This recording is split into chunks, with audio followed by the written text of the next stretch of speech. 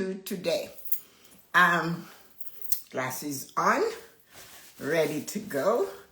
We are purposely ready for a wonderful morning. Morning, my darling Stacy, and how are you this morning? It is amazing today. And you will never imagine what happened yesterday. I had no time to tell you guys. I had this day yesterday. So, let's pin this. Guess what?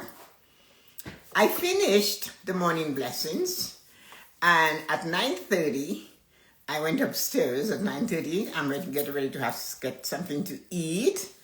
And then, all of a sudden, we have no Wi-Fi, no phone, no landline.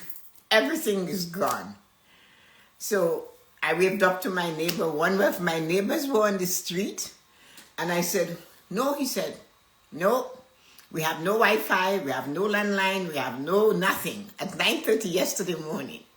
So then, it came back on about 45 minutes later. All is good. Then all of a sudden, at 5:45, 5:30 last night, power went off. We had no power for a little while. So first at 9:30 in the morning, no internet, no Wi-Fi, no cell phone, no nothing. Everything's gone. And it wasn't the internet itself in our area. Good morning, Lisa. So at 9:30, all of that took off. In the morning, we have no landline, no internet, no this now. 130,000 of us were without this. So we found out. So anyway, the day went on, and at 5:30, Kylie dropped over, Jillian is there, Vanessa are there, they're going to dance and ballet and tap and 102 things.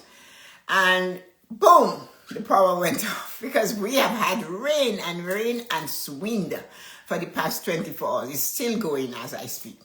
So we had no power, it came on, it went off, it came on. Finally at 7:30, Jillian said, at least it's on, so I'm leaving.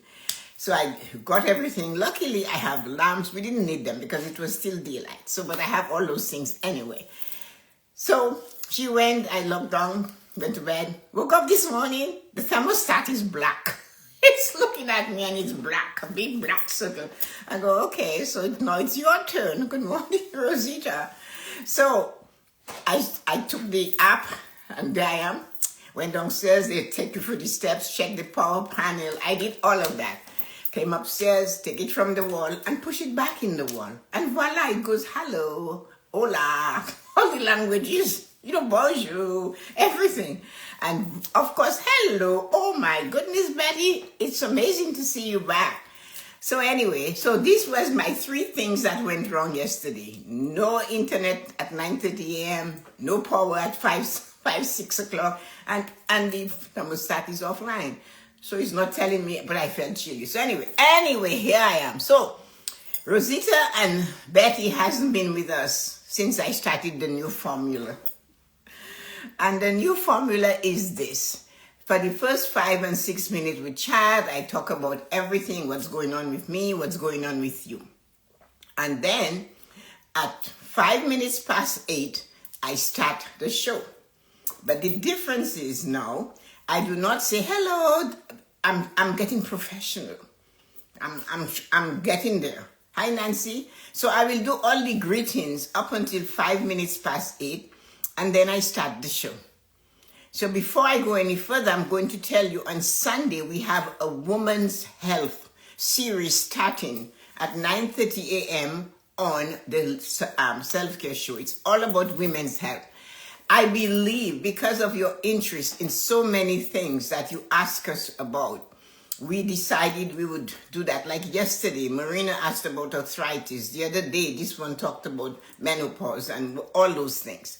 So that's going to be a series going right through. Grab your coffee, lie on your bed, and enjoy tomorrow. Especially if you're in New York or where it's raining like Toronto and all over, it's just a lot of rain. On Sunday, that's going to be your real time to do this. So I'm letting you guys know. Any question, anything, sorry, I was in, oh, of course, I'm sorry, I was in the Bahamas. Really? No, you weren't. Anyway, let's do this. So, the show begins. Morning blessing, fulfillment begins early, the pillar of financial prosperity. You know, this week, I have been talking of each of the pillars. We had emotional and mental on Tuesday. Wednesday, we had financial, not physical and spiritual. And today we have financial, the big one. Everybody is into this one. So the thing is, when we do all of those things that we think we need to do so we can live a fulfilled life, we have to really be prepared to ignite it. So today, though, we are gathered so I can actually put the light in you. Our minds fuel our spirits and enlightenment. If we do not have enlightenment, we're not going to succeed at what the things we want to do. So today is financial. Financial gets the blow when we act in an emotional way. Shop and eat and we say we have no money. So today I'm going to walk into the light of financial prosperity and explore how fulfillment in this pillar begins early, so early that it may surprise you. So, you know, we do a little bit breathing, but I'm going to let you guys choose to do this. One of the things you must always do before you start something, I know it seems silly, but stand for a minute and breathe through your nose for the count of 4 and release it gently. Hold it for 8 counts and then release it through your mouth for 10. The minute you do this, you're going to be in flow. I watched my little granddaughter about 18 months ago standing on a footstool in the living room, and she went before she flew from the footstool to the couch. She brought her shoulders up and she just flew. Luckily, her mother was there and grabbed her by the leg. So while she was flying through the air, she was able to keep her without hitting her head into the wall. But she's a daredevil. But she did that without anybody teaching this to her. But I have a story to tell. I'm starting today with a story because it's important for you to realize. It's not for you, Lisa and all of you amazing adults that are retired and you don't need to save any money. You did it. But this is my experience, and a lot of our friends on TikTok and Facebook are in that 20 gap, going towards understanding money. And you might have a grandchild, a friend's child, a friend saying, my daughter doesn't save. And because I was faced that with 2 Patricks living on my street, Chipin and Mika. And I had their parents' mother send them to me, go. And then when I showed them what to do, these boys, one of them had his house in 18 months and his fiancée. The other one took 2 years. But they were making tons of money. And when I showed them what to do with the money, they became so tight that they would say, go, I have no money. Tessa took my money. I hadn't touched the money. I just guided them to the bank where they banked and told them what to say, what to do. But they won. They got what they were looking for. And then there was this one. Actually, he grew up on the street too. So I was asked a question that stopped me in my tracks. It really did at the time. When should I begin saving money? He said. My answer was no. With the very first paycheck you receive, you are supposed to start saving money. But the young man asking me the question, he said, you know what? I'm only 18. It's just a part-time job. When I make more money, then I'll start saving. So I said, well, I smiled because I'd heard it before. I'd heard it all many times. So I knew there was this wall that was there with him. I knew that wall was there. So I couldn't penetrate. No matter if I have all of Joshua's trumpets from the Old Testament, I couldn't crack that wall. So I just kind of let it go because I'm very good at saying, okay, and just walk. So fast forward to 2024, December 2024, 10 days before Christmas. I received a call from the same person. I wasn't even in Toronto. And he said, "Can I see you about my finances in January?" I said, "Sure." So when I got back home, he sat in front of me, no longer 18, now a full adult, burdened with $45,000 worth in credit cards and line of credit. This is not big for you older ladies here. That is what they get. Remember, when you go to university, all of the big banks are sitting there at a little desk and they're giving you your first credit card. And everybody wants a part of it. You know, it's fruitful for them. It's a cash cow. You're going to pay them every month. They're not in any hurry. That's why they give you the option of paying the minimum. Because when you pay the minimum, you are exactly what Scripture said. The debtor is a slave to the creditor. And that's what, before you breathe, you have to think, oh, I have to pay these bills. Some people, adults, are facing that now, and he did. His voice trembled when he asked, "What do I do now?" This is what he asked me. What do I do now? And he expected me to judge him. He actually said that. He expected me to say, "I told you so." But that's not who I am. I couldn't have told him so. It wasn't his time yet. He had to taste it. Some people cannot learn from the experience of others. They have to test to see that pothole really breaks an ankle. They have to go in there and see, oh yeah, it does break an ankle.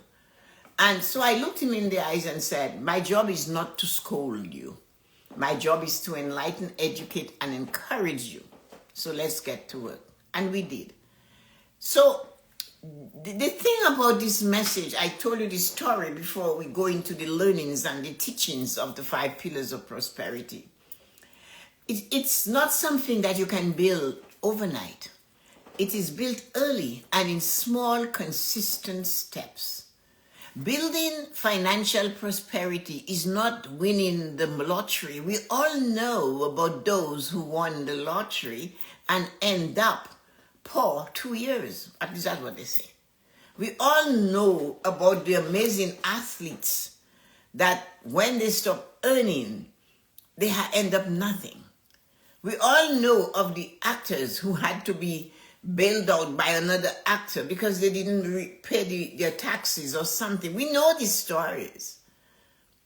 I know the story of a couple that bought a house for $15,000 when they first got married, and at the age of 69 in 2000, they owed $300,000 on that house.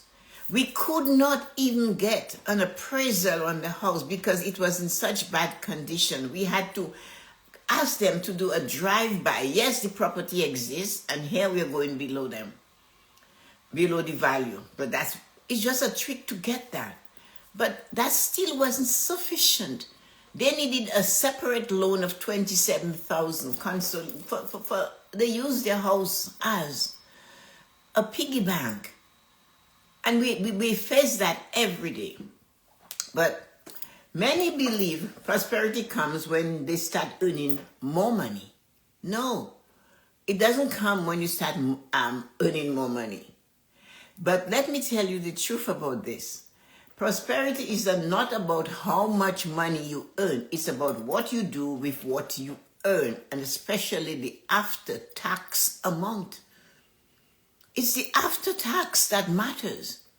So when somebody pulls up on their trousers or their suspenders and say, "I make $400,000," that is their gross. They are taxed and they have expenses. But if they did not have a mindset that was trained to put some away and to begin that journey, when at 22, newly married, it was $1.75. I know it was 500 years ago. I get it. I understand what you guys are thinking.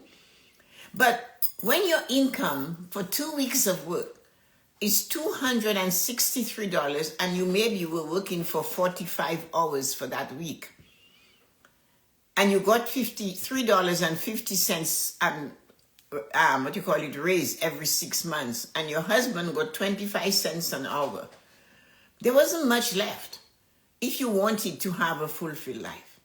What was left was $1.75. So that's what we at 22 and 25 could save. That's it. C'est tout. But we did that.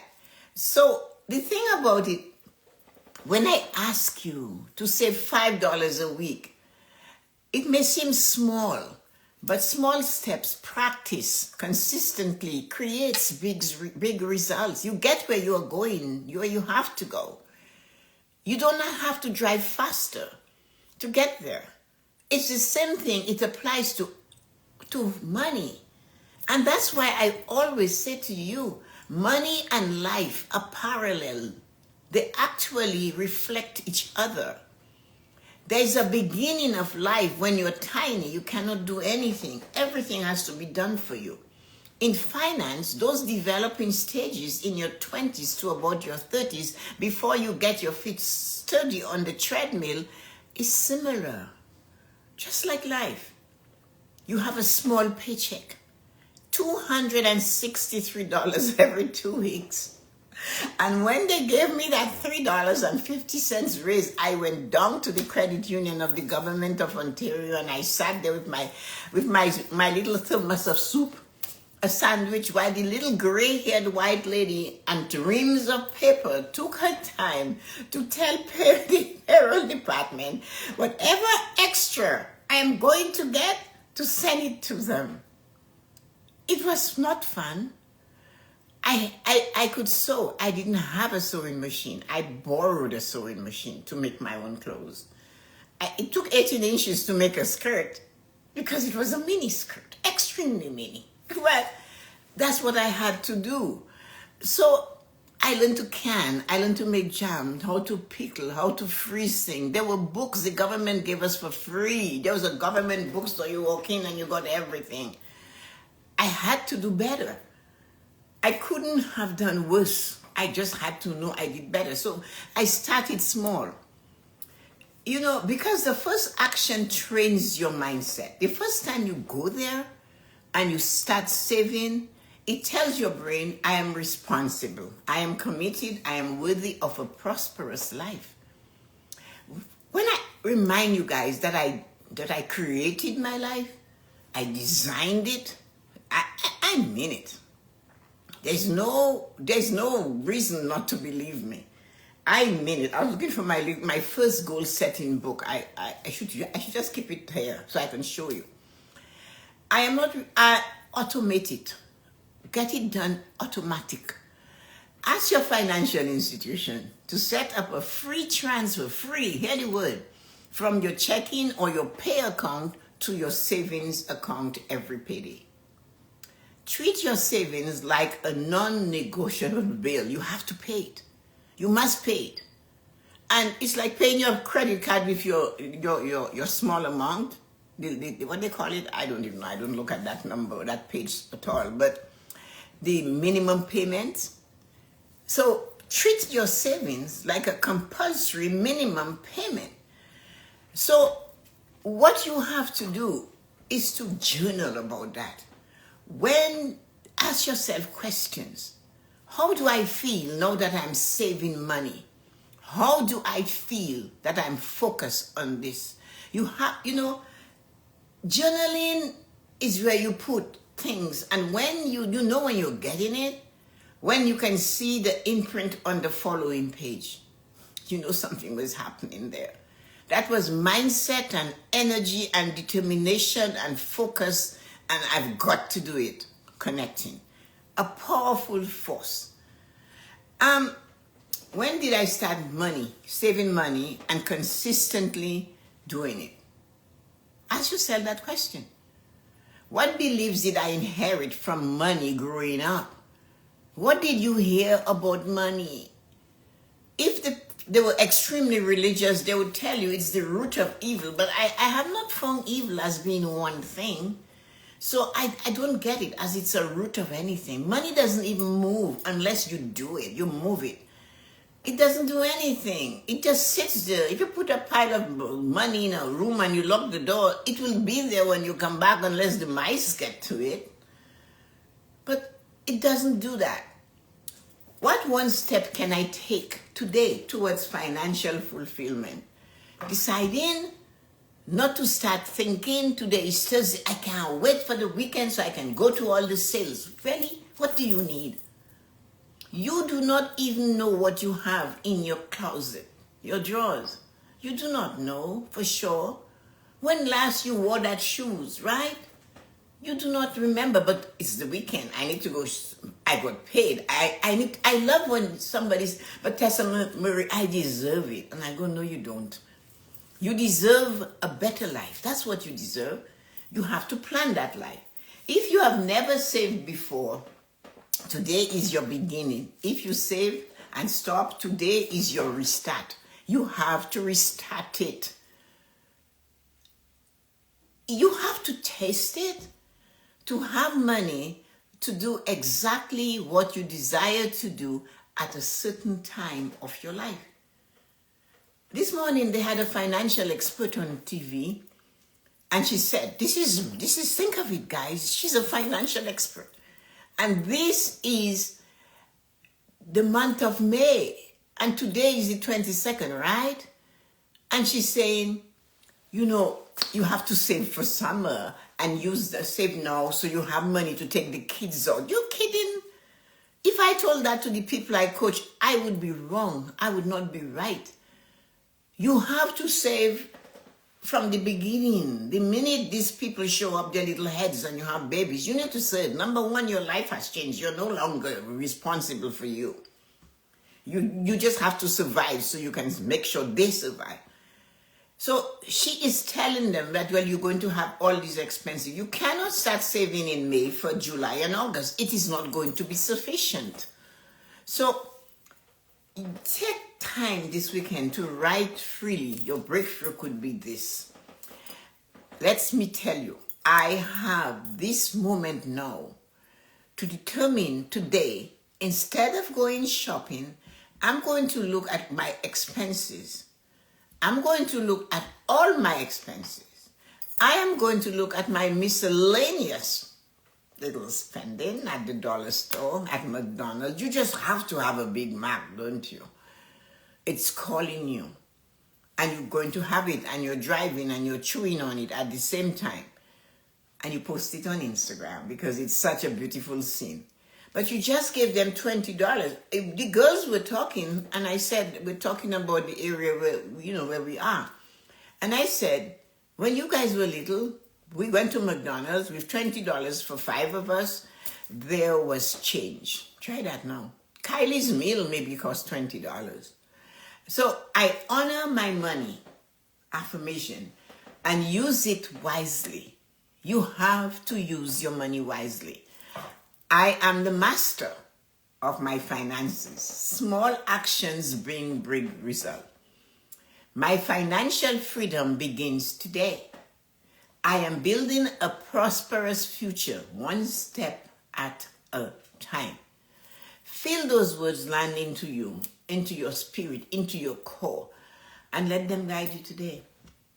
Because if you do not do that every day, and I am asking you, this whole exercise takes 3 minutes. I know that because I do things in minutes. I do things and I time every action I take. I always do. If I'm in the kitchen and I'm cooking, I know exactly how I go from left to right and what goes on and how I do it. So this is what I mean. So visualize yourself. Close your eyes and visualize your future self, tomorrow's self. Those of you that are 40 and 50, your 65-year-old self. If you're employed, those of you that are 20, your 39-year-old self, because you're going to buy your home. Those of you that are 25, your freedom to travel the world self. Whatever it is you desire has to start with a plan. Proper preparation prevents poor performance. That's what my father said, the 5 P's. And that I know for sure. If you prepare properly, you will perform amazingly. We know that already. So visualize your future self.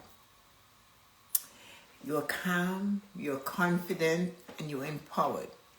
You walk into a bank, not to borrow, but to invest. And you don't even have to walk. They're going to call you.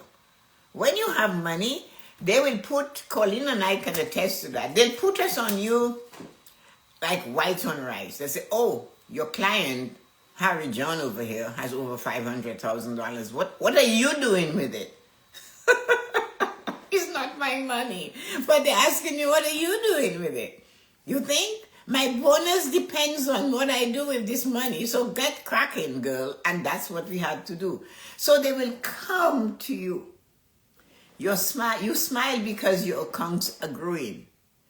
When I train in my book, Controlling the Debt Monster, when I taught O'Neill, the barber, how to save money from having bought a car at 22% interest in a place where they have the flags flying when you're driving, to owning his own barber shop, getting married, having his own home, having kids, renting chairs, which is where I started with him. He rented a chair in a barber shop. Anyway, you know the story. He was a black kid. He's a black kid. He showed up at the bank where he, was doing really well. Everybody knew him because I got the junior staff to work with him. And O'Neill showed up at the bank, and there is this teller.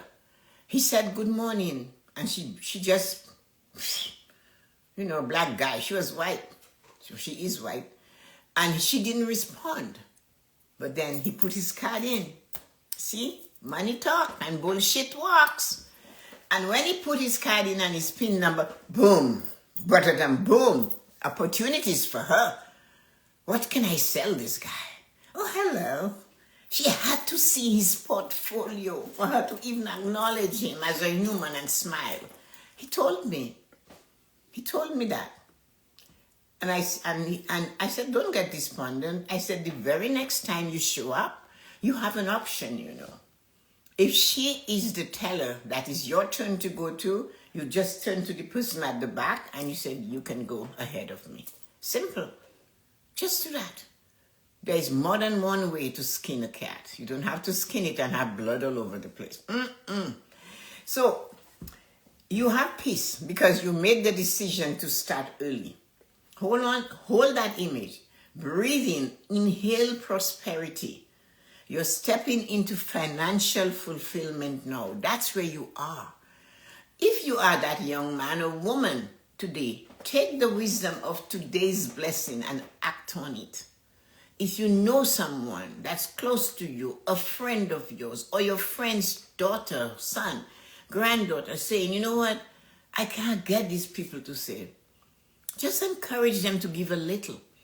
Patrick Mika, when he came, making $65,000 a year, maybe about 12 years ago, he said to me, you're not making me stop taking my money for my stuff I buy and my marijuana and all of that. I go, no, I'm not. He said to me, well, I can give $50. I said, fine, go to your bank and I'll tell you where to put it. And he went and did it. And 2 weeks later, he said, you know what, maybe we can do 100. Anyway, he was living at home with a take-home pay of $1,700 every 2 weeks. I got him by just letting him go, seeing the growth. There is more fruits on the tree. $1,700 was going every month or every 2 weeks he did half of that. And he was able to buy his own home. And he has 2 children. He got married. His fiancée joined us. And it was amazing what they did. But I didn't force him. So do not force them to change. Do not tell them they must save. Express and show them what you have accomplished with a lot smaller income. That's what I did to Patrick Mika. I said, your mom started out as a school teacher. And look at what she has. I said, I started off with the government. You tell me. He came and he saw that I had, what you call that thing in the wall? The vacuum in the wall. And he says, I need that. I want that in my home. I say, well, it's a matter of planning and making choices as you go through the journey called life. So these are the things we have to make sure we teach others. Show them the path. They're on their way anyway to become an adult. You are on your way anyway, if you're in your 40s, not to have to stand on TV and be the actor or the actors that, no, they try to get us from all angles. If you're 50 or over, you can get a reverse mortgage. It's not a damn reverse mortgage. It's a mortgage. They give you cash for your house. They don't charge you anything. And when you die, they get paid first, plus interest. And to avoid this, when you're 65 and up, you have to do some saving and some navigating and managing money. No, you cannot wait until later. They put all these different, they have a VP of TD Bank now doing this. And it's not that, but you have to ask yourself this question when you see this commercial, this thing. What did that person do when they had an opportunity to build a savings, not to use their house as a piggy bank in their later years? What did they do that I should avoid? And if you know someone, ask them that question. If they now have a reverse mortgage on their house and they get 80, you can get as much as 80% of the value of your house in that thing. They do. What? I'm not saying it's not a good thing, but it's a lesson for us to learn that there were some choices and decisions that were made during that time that was not supposed to be beneficial to them. That's why today they find themselves that. And yet we know our greatest need as a human being is to leave a legacy, to leave something for our children and our grandchildren.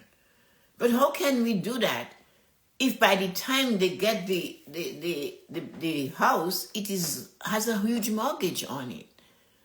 So some choices have to be made early, even choices towards retirement. So your path to fulfillment begins with a choice. Start now. Not when you're ready, not when you earn more, but now. To reach fulfillment in any of the 5 pillars of prosperity, you must begin where you are, with what you have, and keep walking forward with grace and intention. Just keep going, knowing I'm doing my best. Today is a new day, a day to plant seeds for a harvest you cannot see. You cannot see that harvest. Fulfillment in your finances is not only possible, it is waiting for you. Blessings on your journey. Make sure you know you have blessings from me on your journey. And just hold on, because you see, if you put the effort, you will reap the results. So if it is a wishy-washy effort, you're going to get that. But if it's a focused, determined effort, that I want to travel when I'm 65, I want to just go and retire in sun or whatever, you have to start today. On this rainy, windy day in the Northeast, you have to start today. Have an amazing and wonderful morning. Thank you so much for coming and spending this wonderful half an hour and 3 minutes with me today. I appreciate you.